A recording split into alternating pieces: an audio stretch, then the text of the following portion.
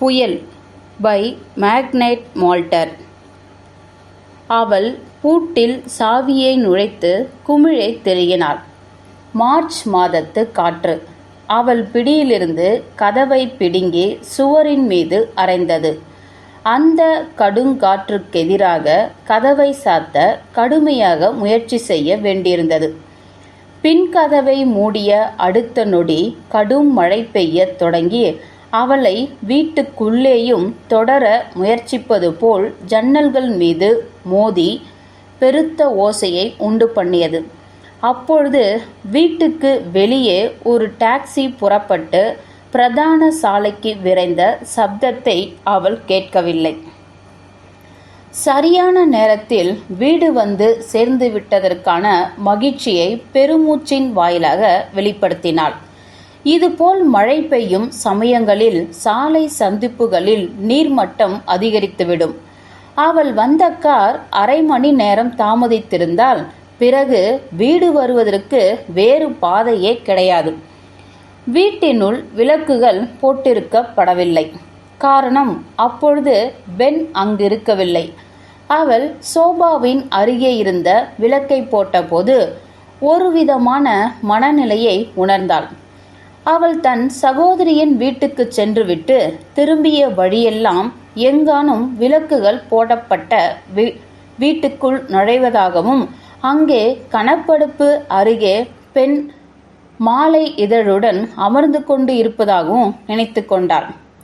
அப்பொழுது அவன்தான் எதிர்பார்த்ததற்கு மாறாக ஒரு வாரம் முன்னதாகவே அவள் வந்துவிட்டதை கண்டு அவன் முகத்தில் தெரிந்த சந்தோஷமும் ஆச்சரியமும் கலந்த சங்கதியை இனங்கண்டு கொள்கிறார்.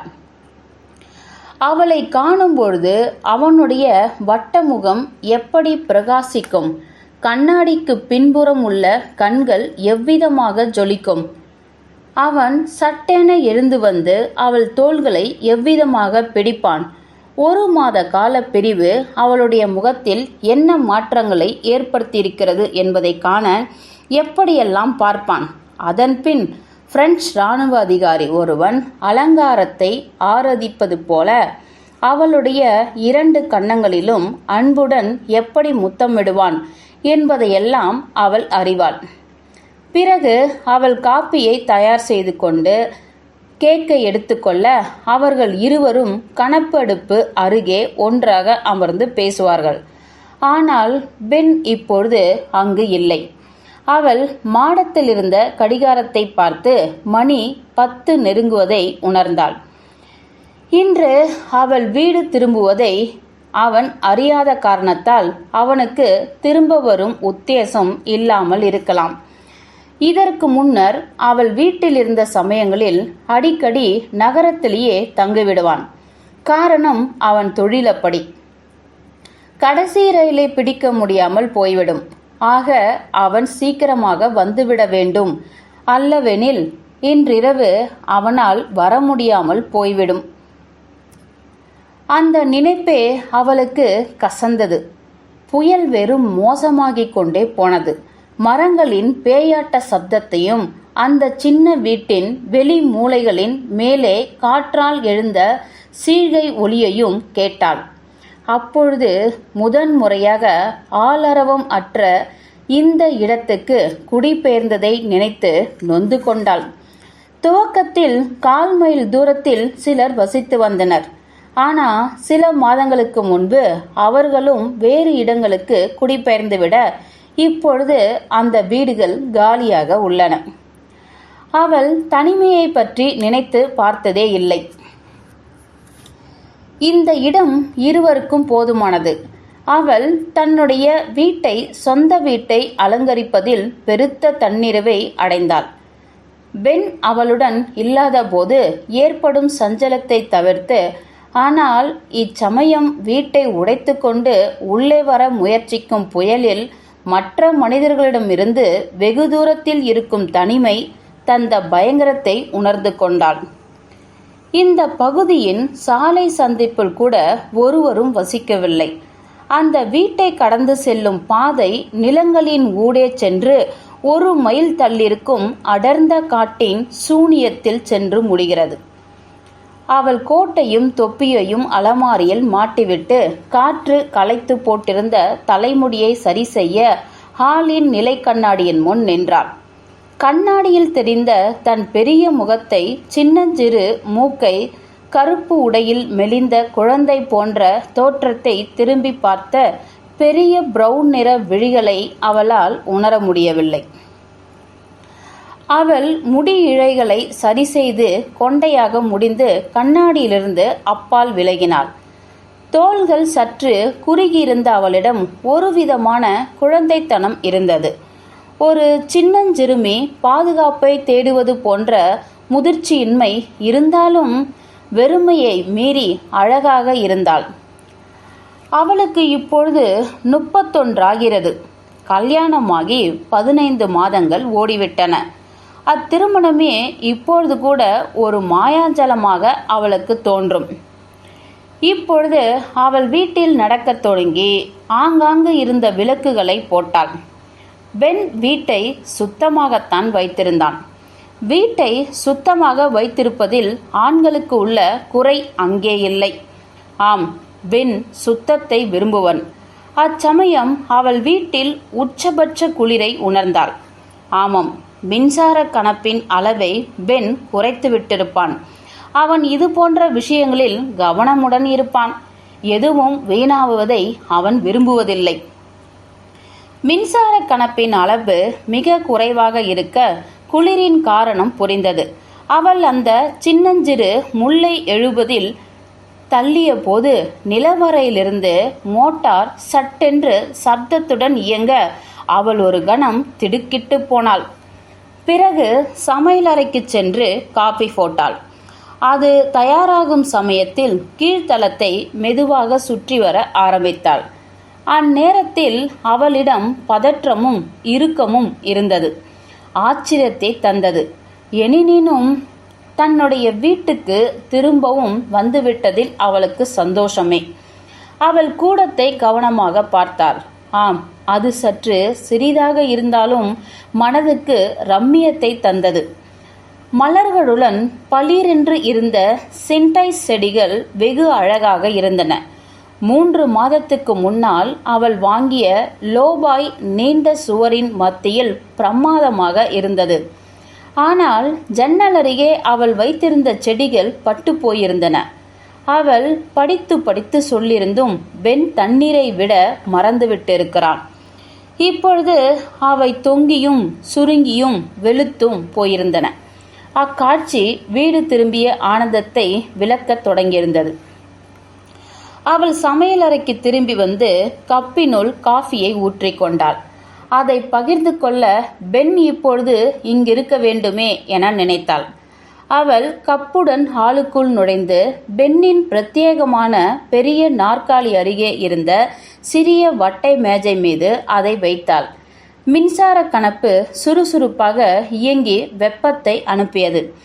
ஆனால் அவள் முன்பை விட குளிர்ச்சியை உணர்ந்தாள். இதனால் உடல் வெடவெடென அலமாரியிலிருந்த பெண்ணின் பழைய கோட்டு ஒன்றை எடுத்து சுற்றி கொண்டு பிறகு அமர்ந்து கொண்டாள். கதவு மற்றும் ஜன்னல்களின் மேல் காற்று அரைந்தது. வீசிய காற்றின் நீரின் ஓசை நிறைந்திருந்தது. மழை நீர் மொத்தமாக ஒன்று சேர்ந்து தளத்தின் மேல் தடதடவென்றது. அதை கேட்டுக்கொண்டிருந்த அவள் பென் வந்துவிட வேண்டும் என ஜுரத்துடன் நினைத்து கொண்டாள். இது போன்ற தனிமையை அவள் என்றுமே அனுபவித்தது இல்லை. அவன் கூட இருப்பது பெரியதோர் ஆறுதலாக இருந்தது. அவள் சகோதரியின் உடல்நிலை நிமித்தமாக அவள் மேற்கொண்ட நீண்ட பயணத்தின் போது அவன் மிக மிக ஆதரவாக இருந்தான். அவன் ஒவ்வொரு சின்ன விஷயத்தையும் ஊன்றி கவனித்து அவளுடைய கரங்களில் புத்தகங்களையும் இனிப்புகளையும் பழங்களையும் கொட்டி குவித்தான். அவளை பொறுத்தவரை அவை யாவும் மிக அதிகம் என்பதை அறிவாள். ஏனெனில் பென் அவ்வளவு சுலபமாக செலவு செய்ய மாட்டான். உண்மையை சொன்னால் அவன் கொஞ்சம் கருமி. ஆனால் அவன் நல்லதொரு கணவனாக திகழ்ந்தான். அவள் பெருமூச்சு விட்டு கொண்டாள். அதன் காரணம் தொலைந்து போன வாலிபமும் அதன் விளையாட்டுகளும் என்பதை அவள் அறியவில்லை. காஃபியை அறிந்தபடியே அவன் தங்கமானவன் என்று தனக்குத்தானே உறுதியுடன் சொல்லிக்கொண்டாள். அவன் அவளை விட 10 வயது மூத்தவன் என்ற காரணத்தால் சில சமயங்களில் அவனுக்கே உரிதான வகையில் நடந்து கொள்வான். அதுவும் பெரிதாக இல்லை. அவ்வப்பொழுது அதிகாரத்துடன் இருப்பான். சில நேரம் மனம் சுருங்கியிருப்பான். அவள் கனவு கண்டபடி அவளுக்கு தகுந்த வீட்டையும் பாதுகாப்பையும் அளித்திருந்தான். அந்த பாதுகாப்பு மட்டுமே போதாது என்றாலும் அதற்காக அவனை குறை சொல்ல முடியாது. அவளுக்கு பக்கத்தில் இருந்த மேஜையின் மேலிருந்த மாத இதழுக்கு அடியில் வெள்ளையாக ஏதோ ஒன்று நீட்டிக்கொண்டிருந்தது. அவள் பார்வையில் பட்டுவிட்டது. அவள் அதை நோக்கி கைகளை நீட்டினாள். ஆனால் எடுப்பதற்கு சற்று தயங்கினாள். எனினும் சட்டென்று எடுத்துவிட்டாள். அது என்னவாக இருக்கும் என உள்ளுணர்வு முன்பே சொல்லிவிட்டது. அது ஒரு வெள்ளை காகித உரை. உள்ளே ஒன்றுமில்லை. அதன் மேல் வழக்கம்போல் தட்டச்சு செய்யப்பட்டிருந்த முகவரி இருந்தது. பெஞ்ச் டி வில்சம், ஈஸ்கொயர், வைலவுட் சாலை, பேர்போர்ட்கான். அது நியூயார்க் நகரத்திலிருந்து வந்திருப்பதாக தபால் முத்திரை தெரிவித்தது. எல்லாம் வழக்கம்போல் மாறாமல் இருந்தன. அதை அவள் கையில் வைத்திருந்தபோது வழக்கம்போல் இதயம் சுருங்குவதை உணர்ந்தாள். இந்த காகித உரையின் உள்ளே இருந்ததை பற்றி அவள் அறியவே இல்லை. ஆனால் அவை பென்னிடம் ஏற்படுத்தும் தாக்கத்தை பற்றி அவள் அறிவாள். அவை மாதத்துக்கு 1 or 2 வரும். அப்போதெல்லாம் பென் எரிச்சலாகி முகம் விகாரமாகிவிடும். அச்சமயங்களில் அவர்களின் அமைதியான வாழ்வில் விரிசல் உண்டாகிவிடும். முதலாக இப்படி ஏற்பட்ட போது அவள் இதை பற்றி கேட்டாள். அவனை தேற்ற முயன்றாள். ஆனால் அவளுடைய முயற்சி அவனுடைய கோபத்தை அதிகரித்து விடுவதை புரிந்து கொண்டு பிறகு அவற்றை பற்றி கேள்வி கேட்பதை நிறுத்திவிட்டாள். இதேபோல் ஒரு முறை கடிதம் வந்த பின் அவர்கள் இருவரும் 1 வாரத்துக்கு அந்நியர்கள் போல் ஒரே அறையில் மௌனமாக காலம் கழித்தனர். அப்பொழுது அவன் சோகம் அவளை மிரட்டிவிட்டது. இந்த கடிதம் 3 நாட்களுக்கு முன்பு வந்திருப்பதாக முத்திரை தெரிவித்தது. இன்றிரவு பென் வீட்டுக்கு வந்தாலும் சிடுசிடுவென்றுதான் இருப்பான். அடிக்கிற புயல் அவனுள் எந்த மாற்றத்தையும் ஏற்படுத்தாது. எனினும் அவன் வீடு திரும்ப வேண்டுமென அவள் விரும்பினாள். அவள் அந்த காகித உரையை சுக்கு நூறாக கிழித்து கணப்படுப்பில் விட்டெறிந்தாள். காற்று தன் ராட்சச பிடியால் வீட்டை ஆட்ட மரக்கிளை ஒன்று உடைந்து தளத்தின் மீது விழுந்தது. அவள் உடலை நிமிர்த்திய போது ஜன்னல் அருகே ஏற்பட்ட அசைவு ஒன்று பார்வையில் பட்டது. அவள் உறைந்து போனாள். அப்பொழுதும் எரியாத கணப்படுப்பை நோக்கி பாதி வளைந்த நிலையில் கைகளை நீட்டி இருந்தாள். பெய்து கொண்டிருந்த மழை ஜன்னலின் பின்புறத்தை மறைத்தாலும் அங்கே தெரிந்ததை பற்றி அவளுக்கு ஐயம் எதுவும் இல்லை. அது ஒரு மனித முகம். கண்கள் இருந்தன. அவை அவளையே வெறித்து பார்ப்பதை சந்தேகமின்றி உணர்ந்தாள். காற்றின் சப்தம் வேறு அவளை கலக்கிக் கொண்டே இருந்தது. அவள் நெடுநேரம் விறைப்பாக இருந்தபடி ஜன்னலையே பார்த்து கொண்டு இருந்தாள். ஆனால் ஜன்னலின் கண்ணாடி மேல் தெரித்த மழை நீரை தவிர அங்கே வேறொன்றும் இல்லை. அதற்கு அப்பால் இருள் மட்டுமே தெரிந்தது. அவ்வளவுதான். மற்றபடி மரங்கள் ஆடும் ஓசையும் மழை நீரும் ஆரவாரமும் காற்றில் ஊளை சப்தமும் மட்டும் கேட்டன.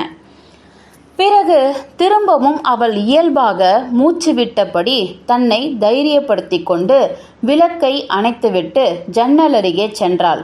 இருள் சுவர் போல் ஊடுருவ முடியாததாக ரகசியங்கள் நிறைந்ததாக தெரிய வீட்டை முற்றுகையிடும் ஓநாய்கள் போல் வீட்டினுள் ஏற்பட்ட இருள் புயலை உள்ளுக்குள் கொண்டு வந்து விடும் போலிருந்தது.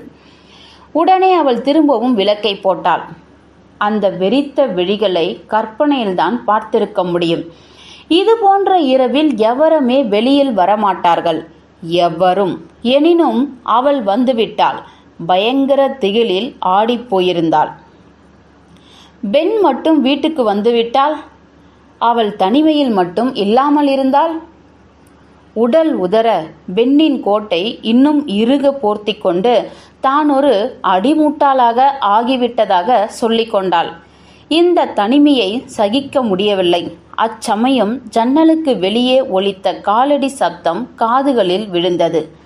அவை மெல்ல ஆனால் துல்லியமாக கேட்டதாக அவள் சொல்லிக் கொண்டாள். ஒருவேளை பென் அவ்வப்பொழுது தங்கும் ஹோட்டலுக்கு வந்துவிட்டிருக்க வேண்டும்.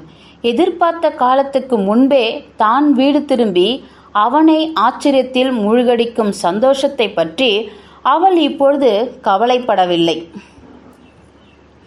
அவனுடைய குரலை கேட்டாலே போதும் என்று அவள் விரும்பினாள். உடனே தொலைபேசி அருகே சென்று ரிசீவரை எடுத்தாள். ரிசீவரில் சப்தம் ஏதும் இல்லை.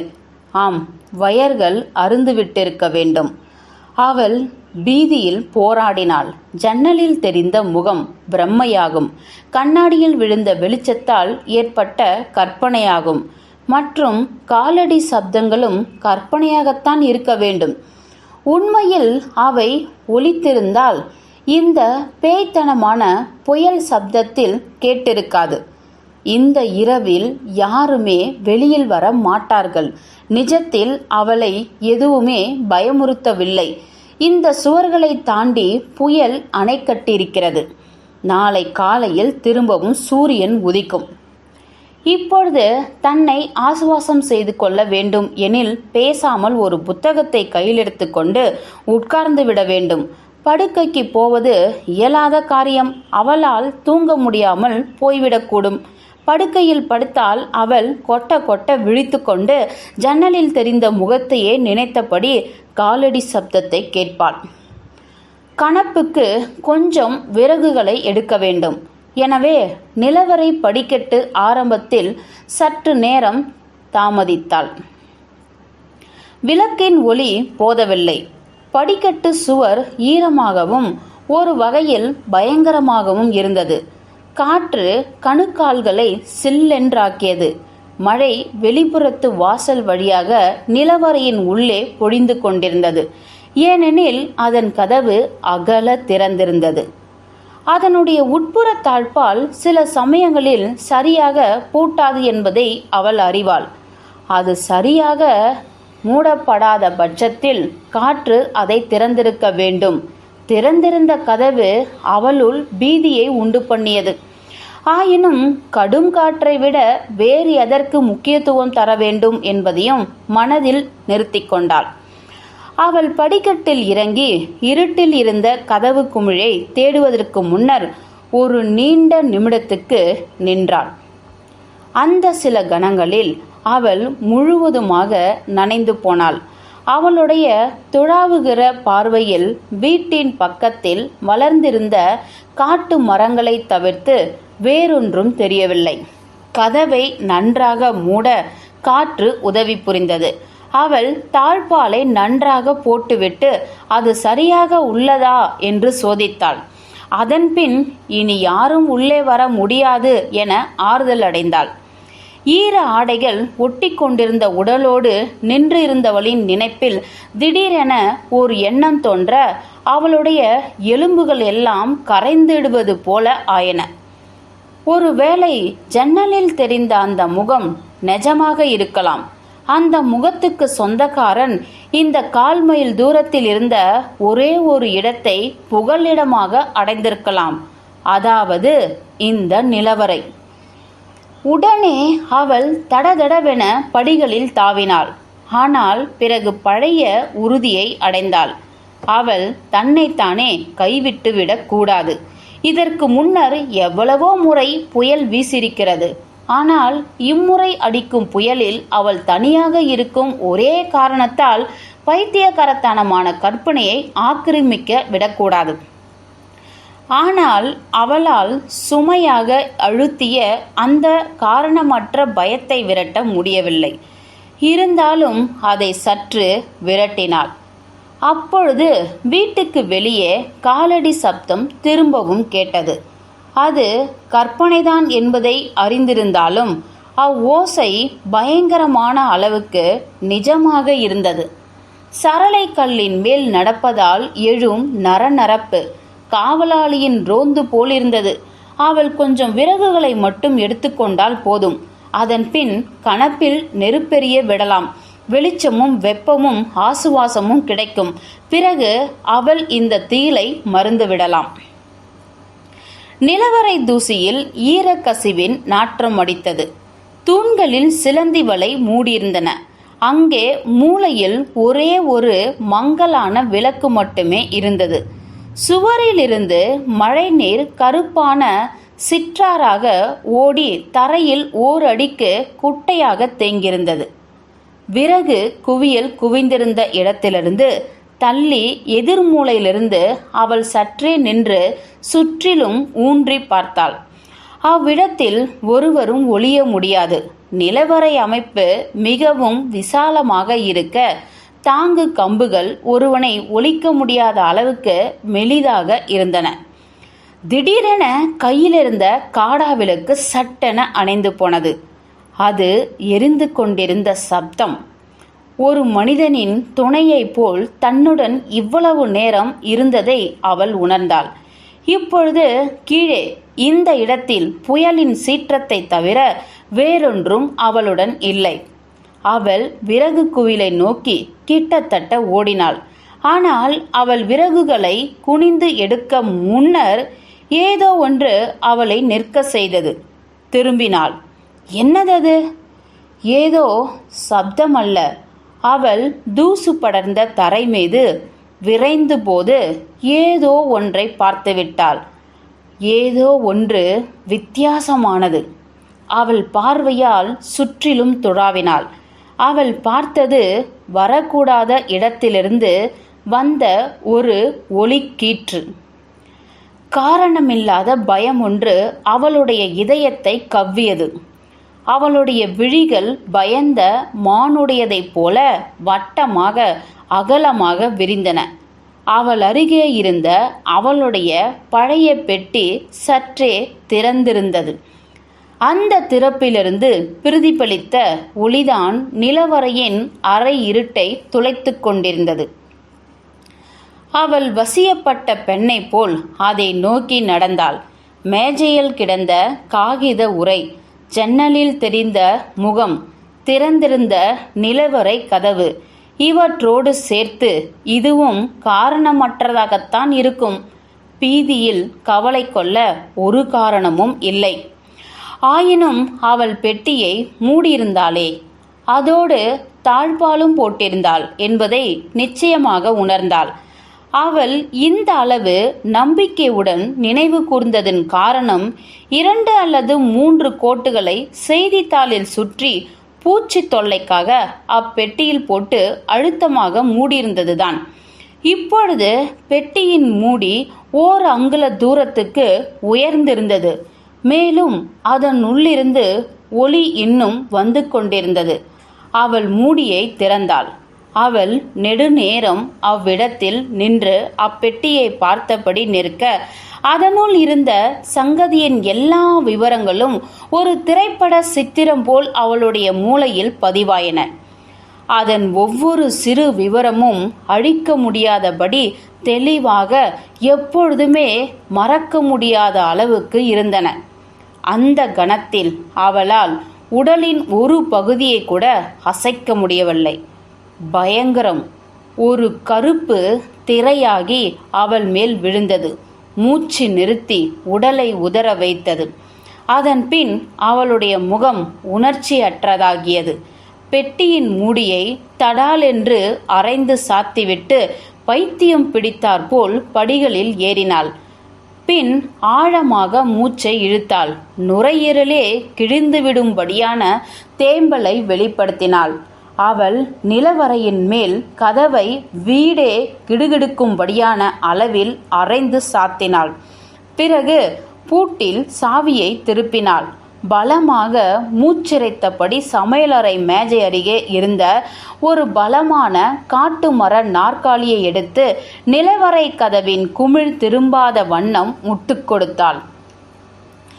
பற்களால் நாய் எலியை குதறுவது போல் அந்த வீட்டை காற்று துன்புறுத்தியது. அவளுள் பிறந்த முதல் உத்வேகமே அந்த வீட்டிலிருந்து வெளியேறுவதுதான். ஆனால் பிரதான கதவை நோக்கி நடந்த அந்த சமயத்தில் ஜன்னலில் தெரிந்த முகத்தை ஞாபகப்படுத்தி கொண்டாள். ஒருவேளை அது அவளுடைய கற்பனையாக இல்லாமல் நிஜத்தில் ஒரு கொலையாளியின் முகமாக இருக்கலாம். வெளியில் வீசும் புயலில் அவளுக்காக காத்திருக்கும் கொலையாளி, அந்த இருளில் அவள் மேல் பாய பதுங்கியிருக்கும் கொலையாளி. அவள் பெரிய ஒரு நாற்காலியில் தொப்பென்று விழுந்தாள். கண்ணா பின்னாவென்று முறுக்கிக் கொண்டிருந்த உடல் உதறிக் கொண்டிருந்தது. அவளால் இங்கே தங்க முடியாது. அவளுடைய பெட்டிக்குள் இருக்கும் அதனுடன் இருந்தாலும் இங்கிருந்து போகக்கூடாது என்ற தைரியத்தில் இருந்தாள். அவளுடைய மொத்த உயிரும் பெண்ணுக்காக கூவியது. என்ன செய்வதென்று அவனுக்கு தெரியும். அவள் கண்களை மூடி பிறகு திறந்து அவற்றை அழுத்தமாக தேய்த்தாள். அந்த காட்சி திராவகத்தில் ஊறியதை போல் இன்னும் கூட மூளையை தீய்த்து கொண்டிருந்தது. அவளுடைய தலைமுடி பிரிந்து மென்மையான கற்றைகளாக நெற்றியில் புரள உதடுகளில் பீதியில் காய்ந்திருந்தது. அவளுடைய பழைய பெட்டியில் மடக்கி வைக்கப்பட்ட ஒரு பெண்ணின் உடல் இருந்தது. அவள் அவ்வுடலின் முகத்தை பார்க்கவில்லை. தலை குப்புற கவிழ்க்கப்பட்டு அதன் மேலே அலை அலையாக தலைமுடி மூடியிருந்தது. அந்த பெண் ஒரு சிவப்பு உடையை அணிந்திருந்தாள். ஒரு கைப்பெட்டியின் விளிம்பருகே இருக்க அதன் 3வது விரலில் ஒரு ஆணின் மோதிரம் இருந்தது. அது ஒரு முத்திரை மோதிரம். அதில் பாய்கிற சிங்கத்தின் உருவமும் அதன் கால்களின் பிடியில் ஒரு வைரமும் இருந்தன. அந்த வைரம்தான் விளக்கொளியை பிடித்து விட்டிருக்கிறது. மூளையிலிருந்து சின்னஞ்சிறு மின்சார விளக்கு அந்த இருட்டிலும் மோதிரத்தை கலங்கரை விளக்கம் போல் மின்ன செய்திருக்கிறது. அவள் அதை மறக்கவே முடியாது. அந்த பெண் தோன்றிய விதத்தை மறக்கவே முடியாது. அவள் கைகளில் வெளுத்த பளபளப்பான சதை திரட்சி, பெட்டியை முட்டு கொடுத்தாற்போல் மடங்கியிருந்த கால் முட்டிகள், அதை மூடியிருந்த துணியின் மெல்லிய பளபளப்பு, முகத்தை தழுவியிருந்த மெல்லிய மயிரிழைகள், மெல்லிய உதறல் அவளை தொடர்ந்து கிடுகிடுக்க செய்தது. தன்னுடைய நாக்கை கடித்து கொண்டாள். பிறகு கற்கள் கிடுகிடுக்காதிருக்க கையால் முகவாயை அழுத்தி பிடித்து கொண்டாள். வாயில் ஊறிய இரத்தத்தின் உப்பு சுவை அவளை சற்று நிலை கொள்ள செய்தது. அச்சமயம் அவள் அறிவுபூர்வமாக யோசிப்பதற்கு போராடினாள். இருந்தாலும் கொலை செய்யப்பட்ட பெண்ணின் உடலோடு தானும் உள்ள சூழ்நிலையின் நினைப்பு ஒரு ஆயுதம் போல் நாடி நரம்புகளை தாக்கியது. அவள் கோட்டை இன்னும் இறுக்கிக் கொண்டு அகலாத குளிரை அகற்ற முயன்றாள். அப்பொழுது மெல்ல மெல்ல ஒரு கொலையின், மரணத்தின் சாதாரண நிகழ்வை தாண்டி வேறொரு விஷயம் அவளுடைய மனதுக்குள் ஊடுருவியது. இந்த நிகழ்வின் தொடர்ச்சியாக வேறு என்னவெல்லாம் நடக்கும் என்பதை அவள் மெல்ல மெல்ல புரிந்து கொண்டாள். நிலவறையில் கிடக்கும் சவம் தனிப்பட்ட ஒரு சங்கதி இல்லை. அது கண்டுபிடிக்கப்பட்ட நொடி முதல் வேறு பல விஷயங்களும் நடக்கும். காவல்துறையை சேர்ந்தவர்கள் வருவார்கள். காவல்துறை ஆள் என்ற நினைப்பு முதலில் ஆறுதலை தந்தது. வாட்ட சாட்டமாக பிரவுன் நிறத்தில் நீல சீருடை அணிந்த ஒருவன் அவள் நிலவறையில் உள்ளதை அப்புறப்படுத்திடுவான். அதன்பின் அவள் அதை பற்றி நினைக்கவே தேவையில்லை. பிறகுதான் அது அவளுடைய நிலவறை, அவளுடையதும் பெண்ணுடையதுமான நிலவறை என்ற நிஜம் உரைத்தது. மற்றும் காவலர்கள் சந்தேகப்படுவார்கள், துருவுவார்கள். அவள்தான் அப்பெண்ணை கொலை செய்து விட்டதாக நினைப்பார்கள். அவள் இதற்கு முன்பு அப்பெண்ணை பார்த்ததே இல்லை என்று நம்ப வைக்க இயலுமா? அல்லது பெண்தான் இக்காரியத்தை செய்திருப்பான் என அவர்கள் நினைக்கக்கூடும். வெள்ளை உரைகளில் வந்த கடிதங்கள், பெண் வியாபாரத்துக்கு போகாத சமயங்கள், அவள் தன் சகோதரியின் வீட்டுக்கு விஜயம் செய்தது, அதற்கு பெண் செய்த அளவிட முடியாத உதவிகள், இவை எல்லாவற்றையும் அவர்கள் கூட்டி பார்த்து பெண்ணுக்கு இரட்டை ஆயுள் தண்டனை தந்து விடுவார்களா? அந்த பெண் கைவிடப்பட்ட வைப்பாட்டி. அவள் தொடர்ந்து கடிதங்கள் வழியாக தொல்லை தரவே தாங்க முடியாத பெண் அவளை கொலை செய்து விட்டான் என்பதை அவர்கள் நிரூபிப்பார்கள். அப்படியெனில் அது ஒரு பிரமாதமான கற்பனை என்றுதான் கூற வேண்டும். இருந்தாலும் காவல்துறையினர் அதை நிஜமாக்கி விடுவார்கள். அவர்கள் அதை செய்யக்கூடும். இப்பொழுது புது பீதி ஒன்று அவளை ஆட்கொண்டது. நிலவரையில் இருக்கும் அந்த இறந்த பெண்ணின் பிணத்தை அப்புறப்படுத்தி வேறு எங்கேயாவது ஒளித்து வைக்க வேண்டும். பிறகு காவல்துறையினர் அந்த பெண்ணுக்கும் இந்த வீட்டுக்கும் தொடர்பு ஏற்படுத்த மாட்டார்கள். ஆனால் இறந்து போனவள் அவளை விட பெரிய உருவம் கொண்டவள். அவளால் அந்த சவத்தை அசைக்க கூட முடியாது. இப்பொழுது அவள் பெண்ணுக்காக உள்ளுக்குள் குமரினாள்.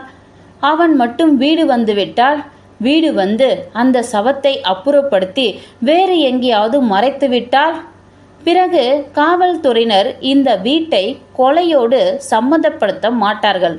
அதை செய்யக்கூடிய அளவுக்கு அவனிடம் பலம் இருந்தது. அந்த பிணத்தை அப்புறப்படுத்தும் அளவுக்கு அவளிடம் சக்தி இருந்தாலும் செய்வதற்கு தைரியம்தான் இல்லை.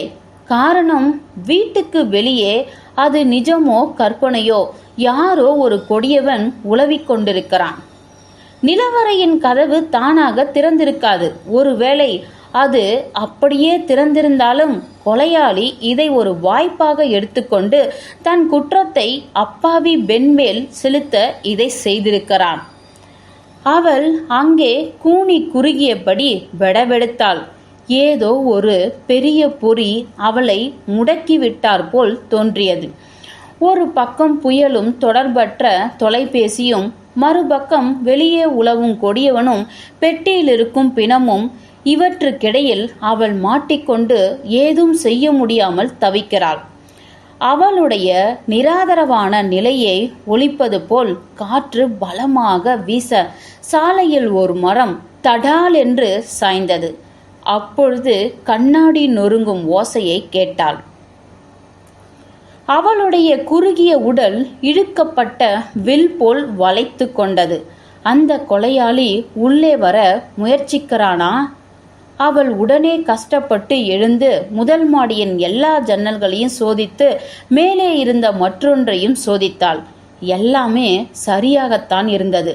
அடிக்கிற மழையை உறுதியுடன் தாங்கிக் கொண்டிருந்தன. நிலவரையின் உள்ளே ஏதேனும் நடக்கிறதா என்பதை சோதிக்க அவளுக்கு தைரியமில்லை. புயலின் ஓசை மற்றெல்லா சப்தங்களையும் அமுக்கி விட்டாலும் வீட்டை சுற்றி சுற்றி நடந்த காலடி ஓசை மற்றும் வெறித்த விழிகளை அவளால் மனதை விட்டு விரட்டவே முடியவில்லை. அவள் ஜன்னல் திரைசீலைகளை இழுத்து மூடிவிட்டாள். இப்பொழுது பாதுகாப்பு சற்று அதிகரிப்பது போல தோன்றியது. கண்ணாடி நொறுங்கிய ஓசை ஏதோ மரக்கிளை நிலவரை ஜன்னலின் மேல் மோதியதால்தான் ஏற்பட்டது என்று தனக்குத்தானே சொல்லிக் கொண்டாள். எனினும் அவ்வெண்ணம் அவளை ஆசுவாசப்படுத்தவில்லை. அவளை இப்பொழுது எதுவுமே தேற்ற முடியாது.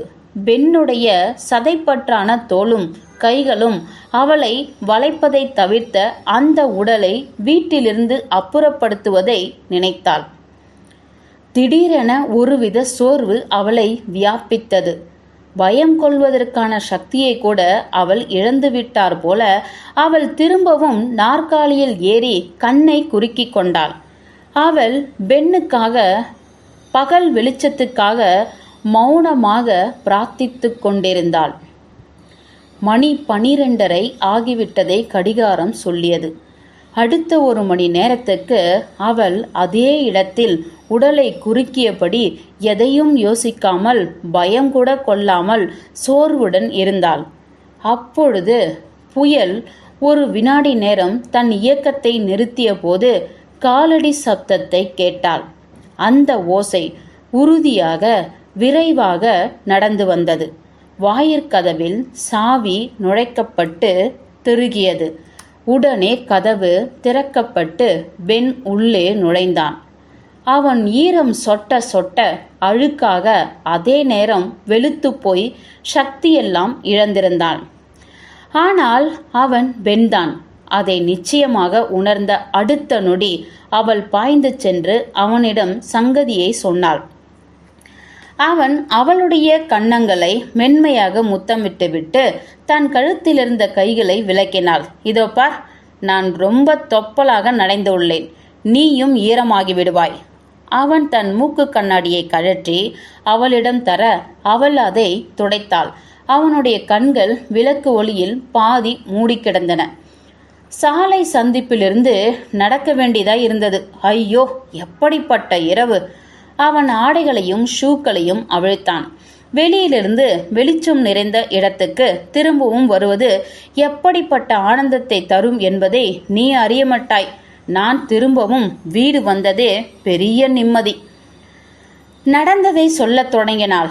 ஆனால் அவளை இடைமறித்தான். நீ ஏதோ கவலையில் ஆழ்ந்திருப்பதை தெரிந்து கொண்டேன். நான் வேறு ஆடை மாற்றும் வரை அமைதியுடன் இரு. நான் கீழே வந்து பிறகு எல்லாவற்றையும் சரி செய்து விடலாம். அதற்கு முன்னர் சாப்பிடுவதற்கு கேக்கையும் காஃபியும் தயார் செய். நான் ஒரு வழி ஆகிவிட்டேன். இந்த பயணமே கனவு போலிருந்தது.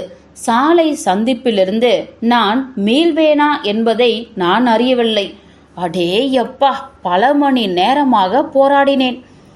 அவன் களைப்புடன் இருப்பதாக அவள் கவலையுடன் நினைத்து கொண்டாள். இப்பொழுது அவன் திரும்பி வந்து விட்டான்.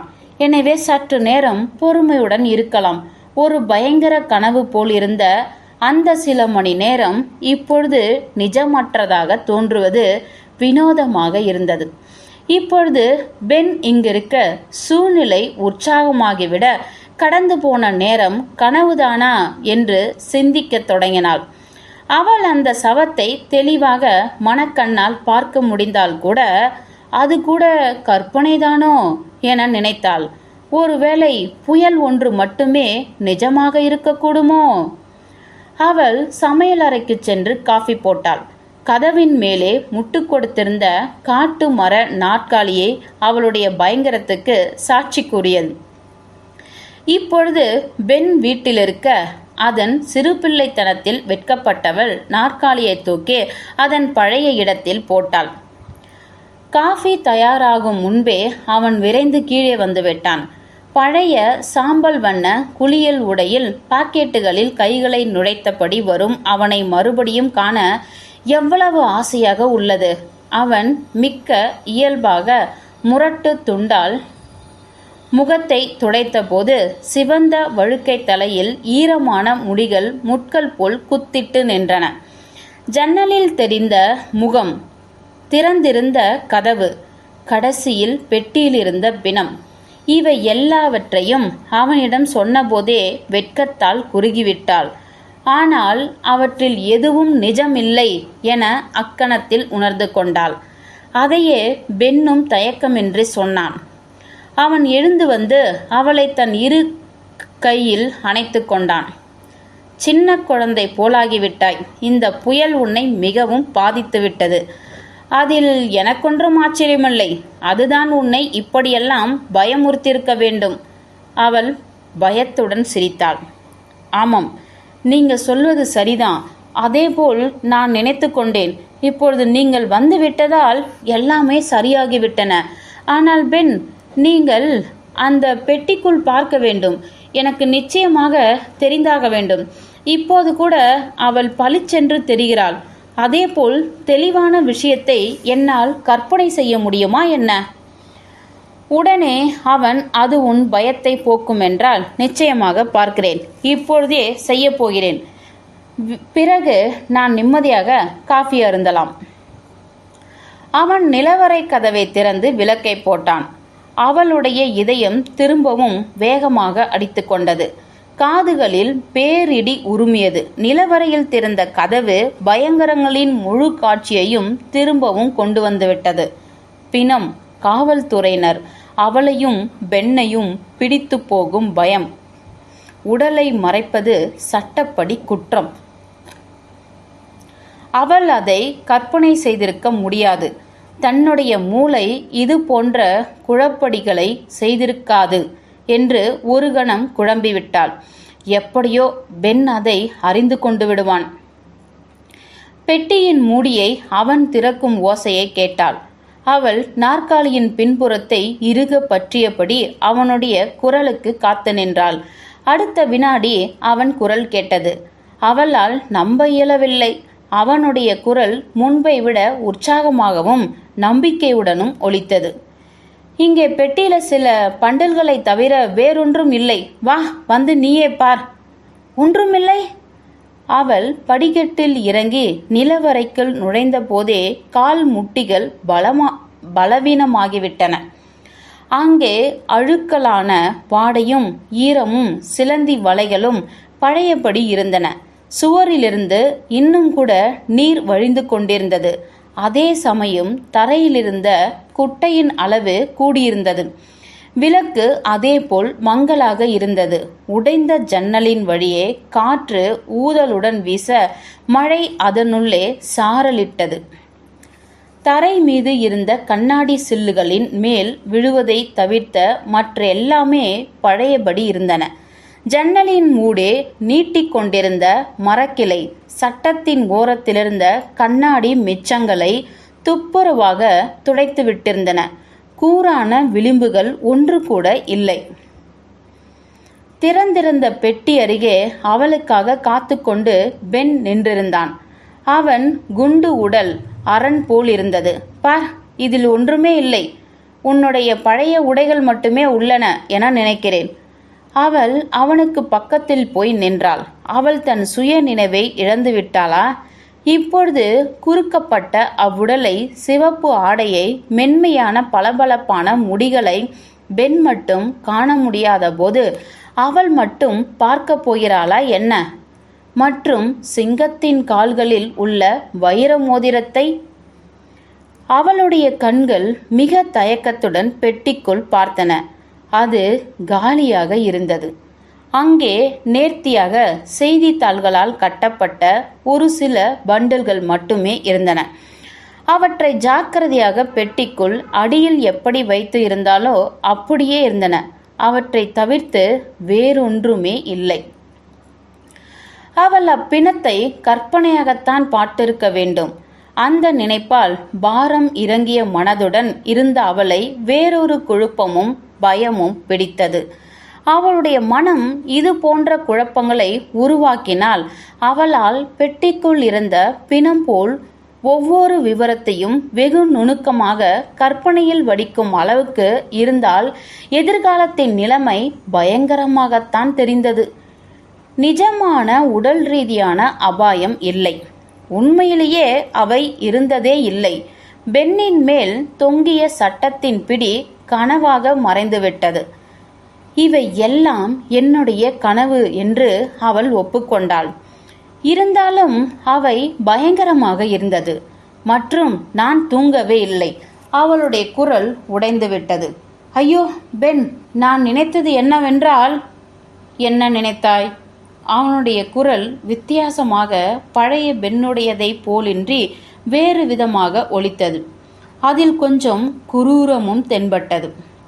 அவன் அசையாமல் பார்த்த பார்வை அங்கே உடைந்த ஜன்னலின் ஊடே வீசிய காற்றை விட அதிகமாக அவளை உறைய வைத்தது. அவள் அவன் முகத்தை கவனிக்க முயன்றாள். ஆனால் விளக்கிலிருந்து வீசிய வெளிச்சம் மிக குறைவாக இருந்தது. அந்த வெளிச்சம் அவன் உடல் விளிம்புகளை அகலமாக காட்டி கொடூரமானவனாக அமைத்தது. நான்... அவள் தடுமாற்றத்துடன் சொன்னாள். அவன் இன்னும் கூட அசையாமல் இருக்க குரல் கடினப்பட்டது. நீ என்னவென்று நினைத்தாய் என்று கேட்டான் பென். அவள் சற்றே பின்வாங்கினாள். அப்பொழுதுதான் அவன் சற்று நகர்ந்தான். அச்சமயம் தன் கைகளை பாக்கெட்டிலிருந்து எடுத்து அவளை நோக்கி நீட்டினான். அப்பொழுது அவள் அந்த சங்கதியை வெறித்து பார்க்க கூக்குரல் ஒன்று தொண்டையிலிருந்து வெடித்தது. அவனுடைய கரங்கள் அவளை அணைக்க வந்ததா அல்லது தொண்டையை பிடிக்க வந்ததா என்றெல்லாம் அவளுக்கு தெரியாது. ஏனெனில் அவள் பீதியில் பைத்தியம் பிடித்தாற்போல் சட்டென்று திரும்பி படிக்கட்டுகளில் தடதடவென்று ஏறத் தொடங்கினாள். அவன் ஜெனட் ஜெனட் என்று கத்தினான். அவனுடைய காலடி ஓசை அவளுக்கு பின்னே பலமாக ஒலித்தது. அவன் முதல் படியில் காலை வைத்த போதே வழிக்கு விழுந்து தன்னைத்தானே திட்டிக்கொண்டான். பயம் அவளுக்கு வேகத்தையும் பலத்தையும் தந்தன. அவளுக்கு ஐயமே இல்லை. அவள் அதை ஒரு முறைதான் பார்த்திருந்தாள் என்றாலும் அவனுடைய இடது கை சுண்டு விரலில் அணிந்திருந்த மோதிரம் அந்த செத்த பெண்ணின் விரலில் இருந்ததுதான் என்பதில் அவளுக்கு சந்தேகமே இல்லை. அந்த அதிர்ஷ்ட காற்று சடார் என்று கதவை திறந்துவிட அவள் பாதுகாப்பான இருளான புயல் வீசிய வெளியில் ஓடி அடைக்கலமானாள். முற்றும்.